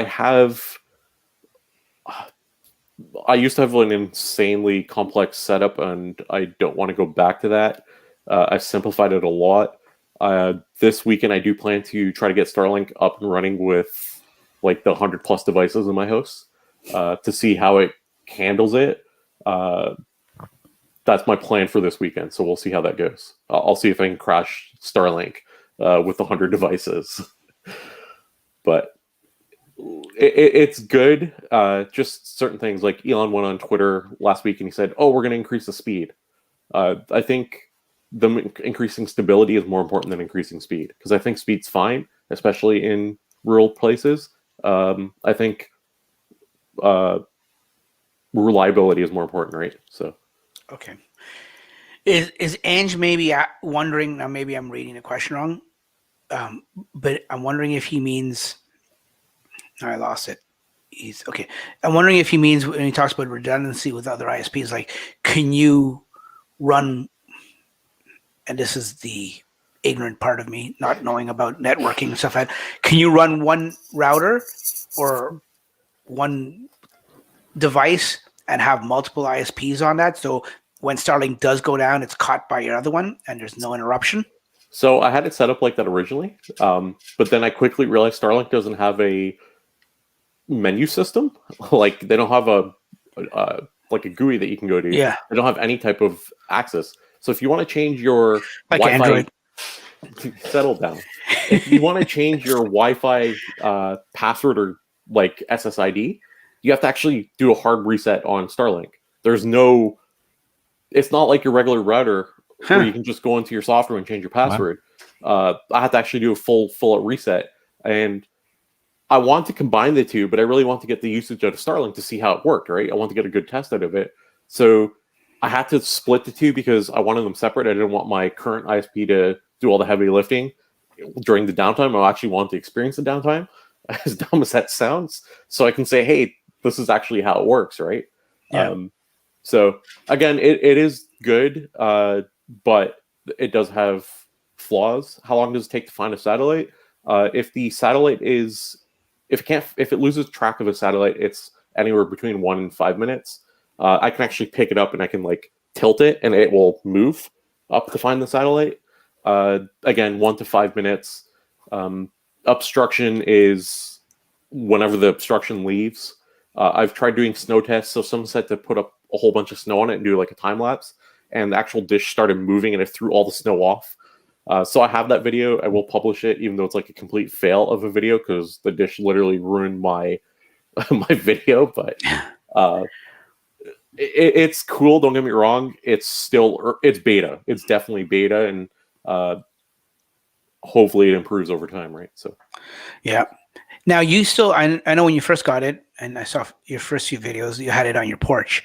Have you since mounted it to the roof yet? So I actually just received my roof mount yesterday. Okay. So they ship if you buy both, they ship the actual main unit and the roof mount separately, and you get your roof mount, like at least I did. I got my roof mount a couple of weeks later. So okay, yeah. So I would be curious to know if you should expect, or I would assume, but I don't want to assume, that you should expect a maybe better performance other than the scheduled downtime, like you're saying. Yeah. Like obstructions and stuff like that. Obstructions should be less, but I find I have it placed now. I tried doing a video on obstruction views, and I've been playing around with it a lot for video sake, and I've put a lot of videos, but I say that, but I've been doing a lot of testing with it to see what it can do and what it can't do. and I've been playing around with obstructions. So in the app, it actually tells you like it shows up a compass, and it's like, oh, your obstructions here, here, and here. It's red and yellow, and so on and so forth. So I've been playing around with it as much as I can, and I have it right now in a place where I get very little obstruction. Like I get a lot less of obstruction view, and it's mostly the maintenance downtime, which is the killer, in my opinion. So, yeah. Any idea of coverage area of a satellite? Can you drive it many kilometers away from your home? So that has. You want me to keep going? I'm sorry. Yeah. I feel like I'm dominating this conversation. No. Go ahead, because I heard about that question too before. If you could take it like mobile with you. Yeah, so when you sign up, you have to like pinpoint your house, and it says like this is where you live. The satellite is actually registered to my coordinates. So when I go to the app, there's a debug section which actually shows the exact coordinates of where it will work. Like so I'm guessing. Yeah, so I'm guessing there's like a little radius that it's accepted within. I haven't tried moving it out of the coordinates.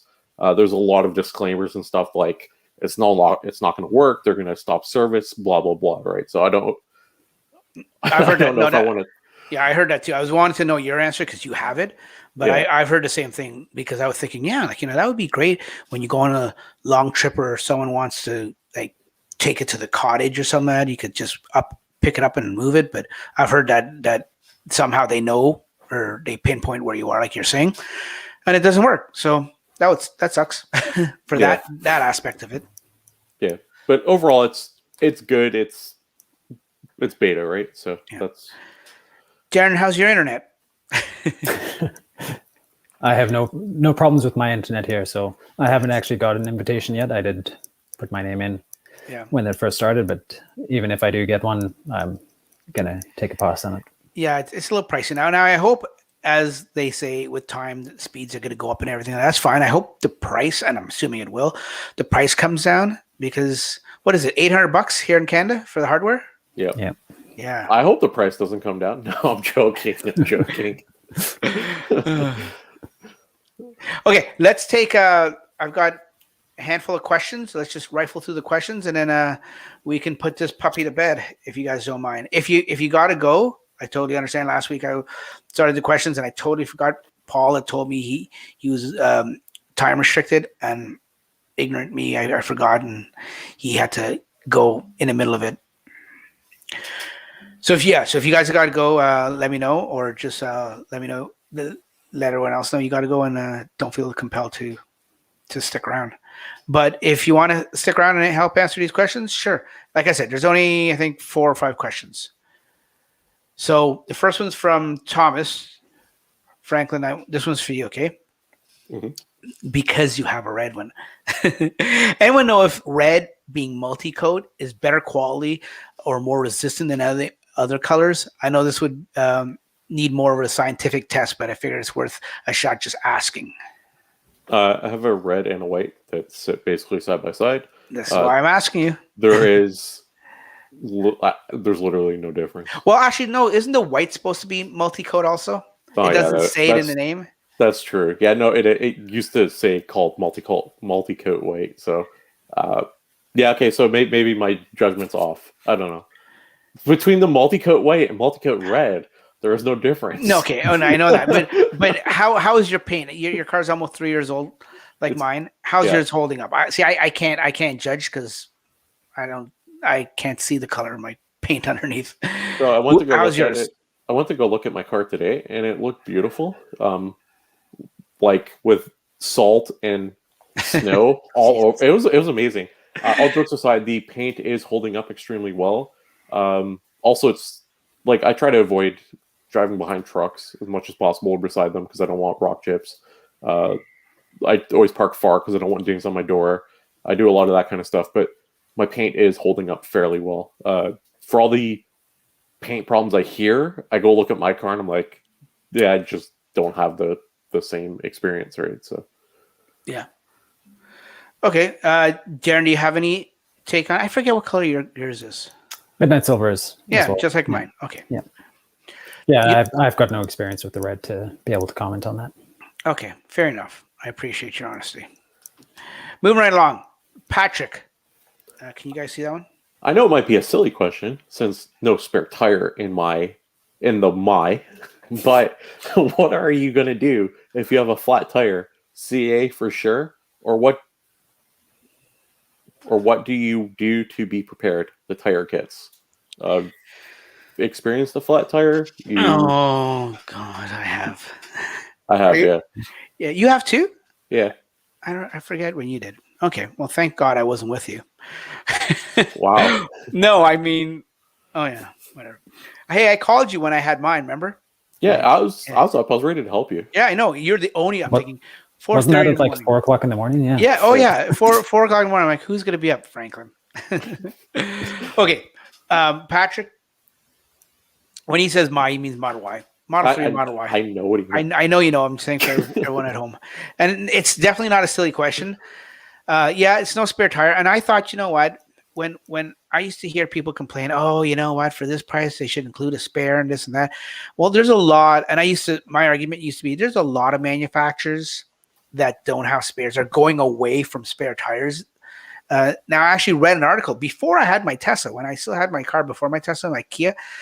I remember reading an article back then, which is over 3 years ago now, that said that manufacturers, if you think about it, if they continue to stop putting spare tires in every one of their cars they make, and they put out a chart with a number, think of how many millions of dollars a year that they would save. And it's true, right? Now, instead they put some, Tesla doesn't, but they sell it separately.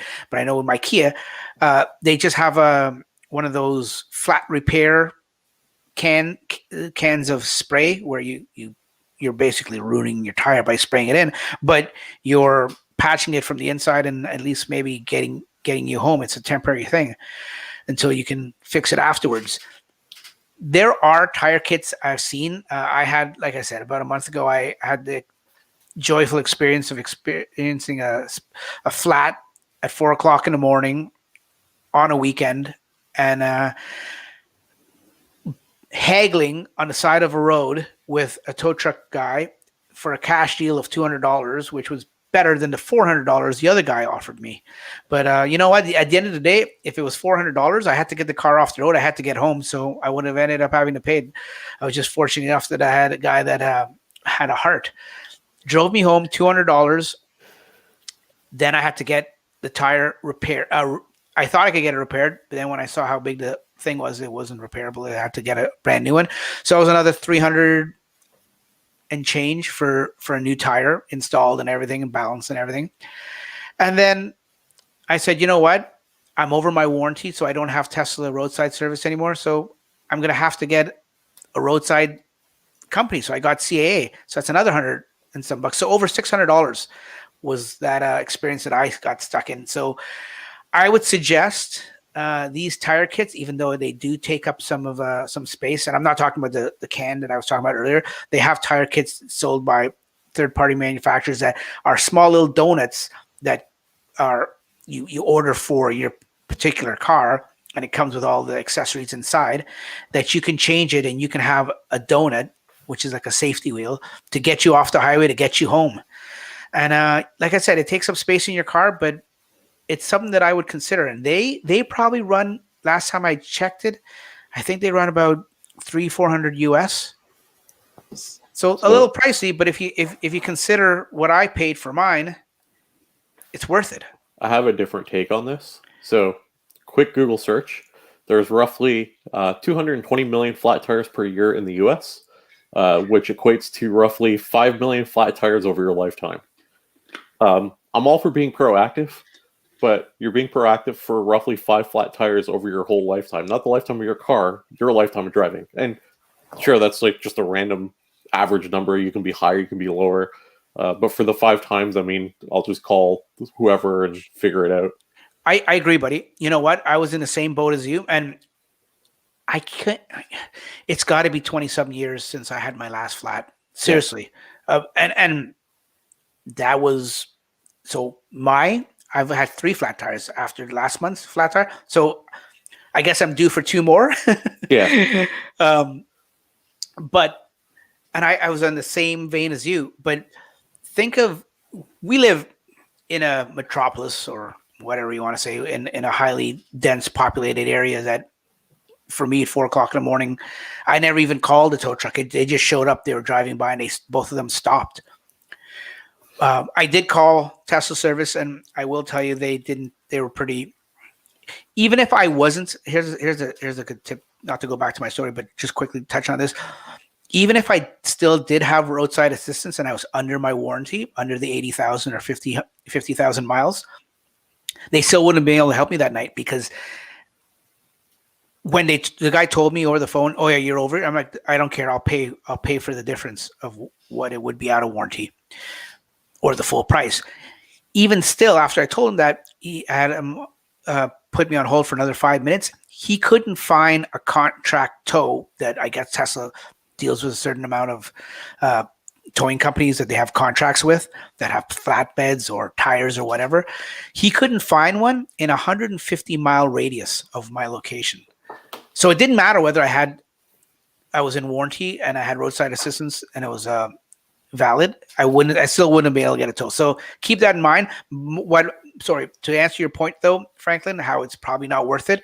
Think, like I said, we live in a pretty urban area. Think of if you live up north, where you get a flat tire, or your wife or your child gets a flat tire, whether it's 4:00 in the morning or whether it's 9:00 at night, and you're rural and you're like, the next car to drive by you may not be for another half hour. That's why there's camp mode in Netflix. Next question. No, that's a fair point. And that's the only thing. And you know what? I never even, be fair, I never thought of that myself. Someone else brought that up and mentioned that to me, and I'm like, you know what? It's a good point. Any take on that, Darren? I hesitate to comment on flat tires. I don't want to jinx myself. But you're just like me. Just in terms of those tire kits or spare tires, I've seen. I think it's called Modern Spare is a popular choice for especially Model Y owners.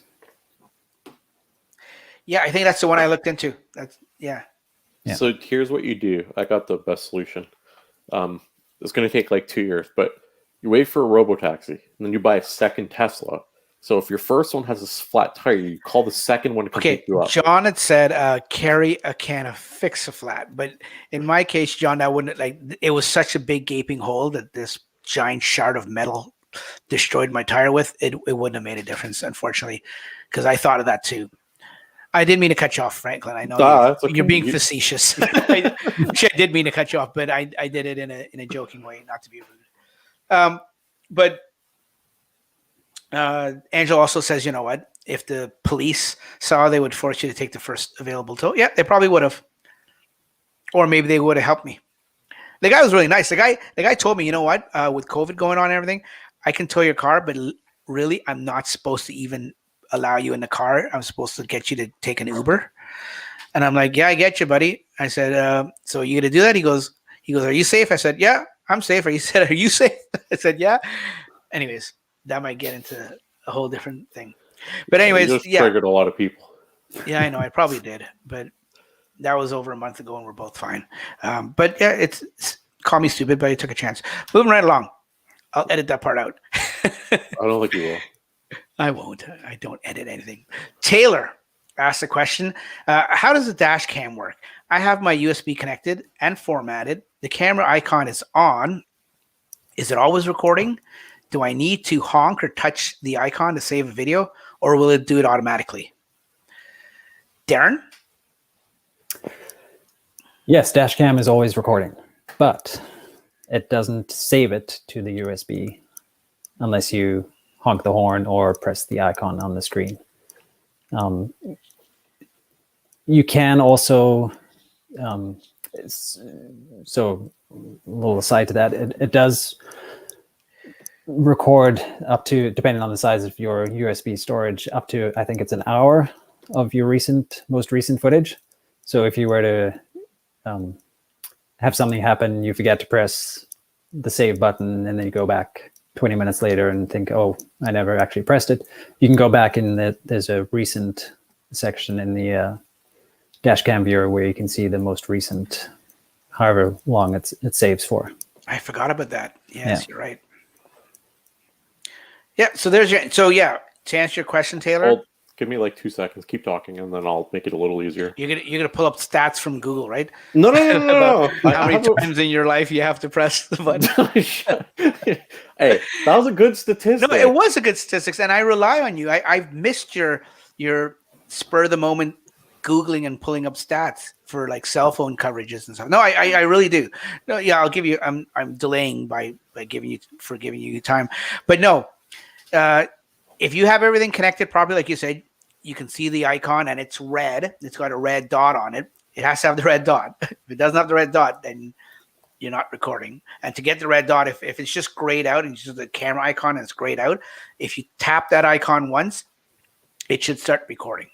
Am I correct? That's correct, right? Yeah. Okay, so here, I'll make this nice and easy because it's hard to explain. I've tried this many times. Here, this might make it a little easier. Oh yeah, so, that's easy.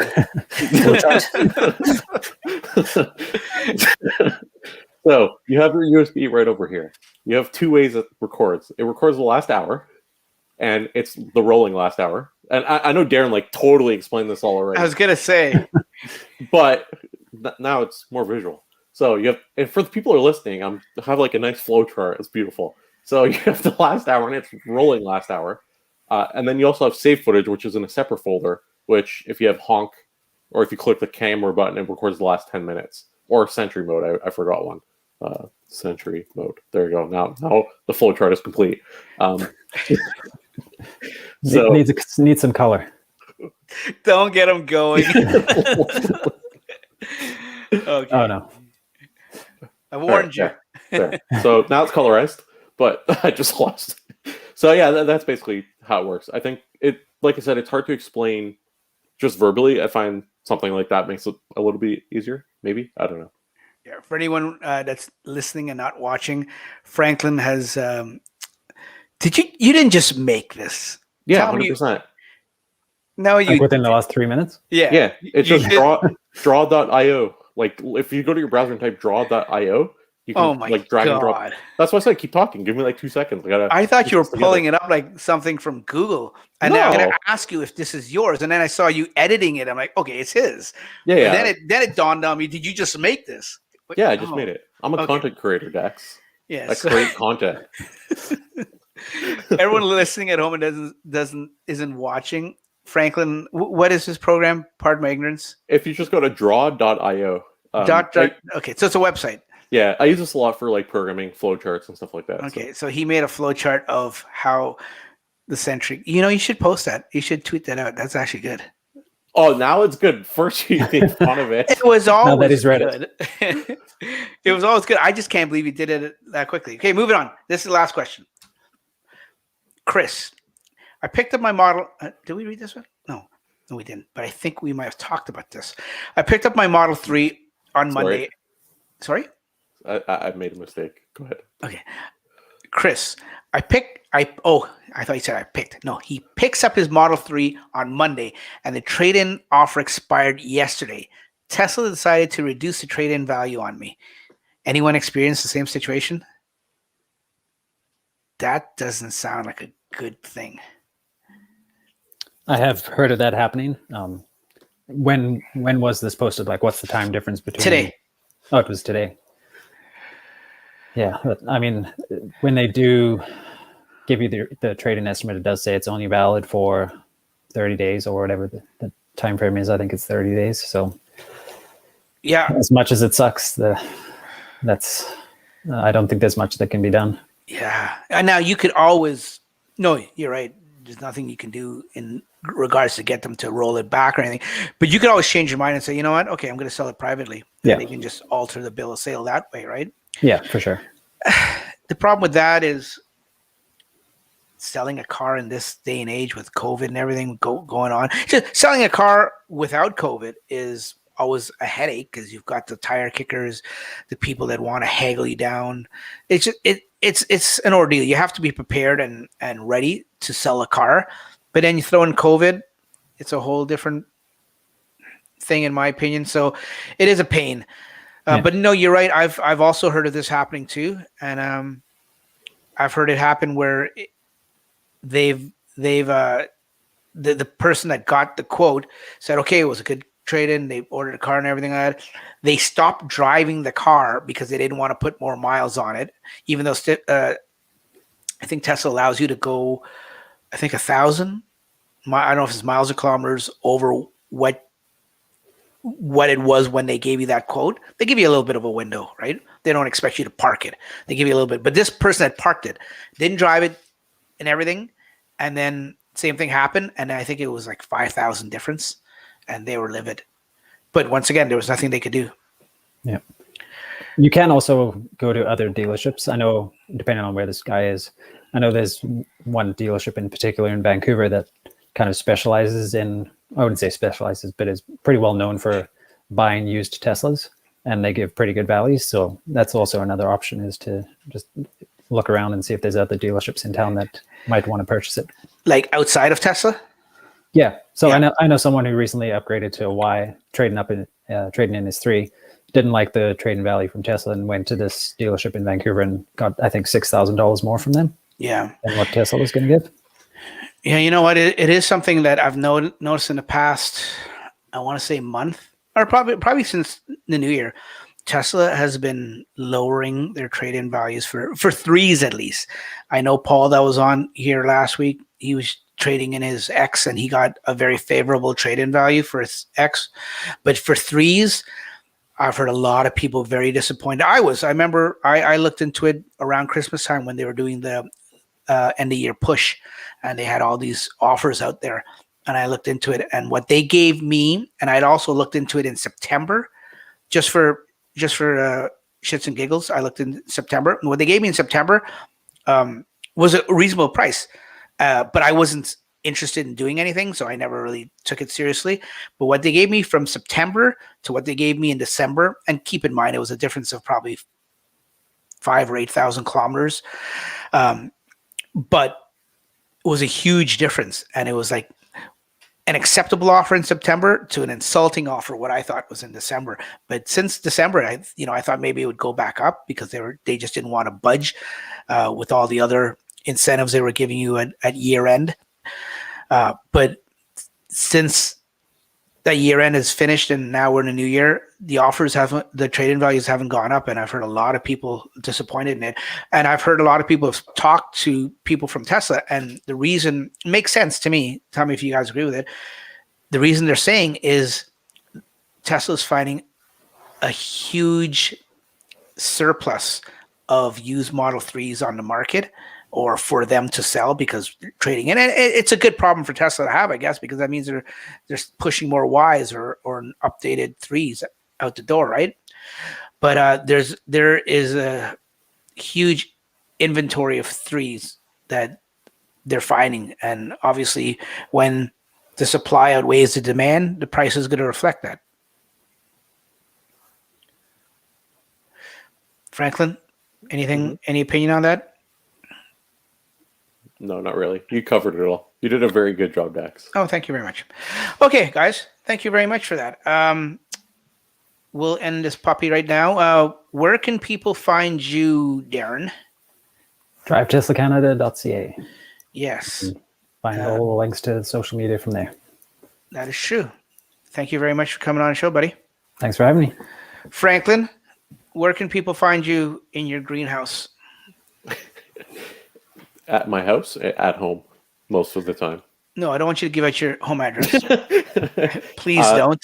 M Frunker on Twitter, Mother Frunker on YouTube. Actually, just hit 5,900 subscribers. So wow. 6,000 soon, hopefully, maybe. Good for you. Yeah. And yeah, that's pretty much it. I'm on other platforms, but I don't really use them, if I'm being honest. So no. Appreciate your honesty. And, I don't normally do this, but only because you're on the show, Franklin, I'm going to say you can find me. Anyone that's listening, I mean, maybe there's 1 or 2 people listening on Facebook, but Facebook groups under Bailey MC, the Canadian Model Y group, Canadian Model 3 group, and there's a Cybertruck Club group that I run there too. And then on Twitter and Clubhouse too, under DaxM. I'm really enjoying Clubhouse. How are you finding Clubhouse, Darren? Yeah, it's been good. I've enjoyed. Yeah. Okay. Yeah. Super off topic. Is it how's it any different than a conference call that's existed from the 1800s? Yeah, no. I'm not saying it isn't, but it's just I don't know. I'm the worst person to try to say. Have I become like a boomer now? Like I don't understand. Yes, you have maybe. I know it's hard until you get into it because I didn't think. My buddy Gary sent me the link. I'm like, oh, I'll try it. I didn't think anything of it, and it's just interesting. You can go in different rooms that have different niche topics, and it's just interesting. But anyways, we'll talk about that off air. But that's where if anyone in Clubhouse, I've been spending a lot of time there. And Angelo there in the chat there, he's been on there with me quite a bit, and it's very interesting. The people that are on there, some nice people, some interesting, very knowledgeable people, and then there's some people that just talk out of their butts. I'll be honest, but that's the internet, right? I mean, this is just another platform for those people to do that, but they've been doing it on other platforms before. But anyways, thanks for watching, folks. We will catch you here next week with a whole new Tesla Talks podcast. If you have any questions, the email address is still there. It's teslatalksquestions@gmail.com. Email me your questions, and we'll get them on, or just join us here next week live and in person on YouTube, and ask your question there, and these guys or any of the guys I have on will answer it for you. Thanks for watching. We will chat with you later. Thanks to all the people that were in the chat room and made it, very easy to, converse with. We'll catch you guys later. Take care. Bye-bye.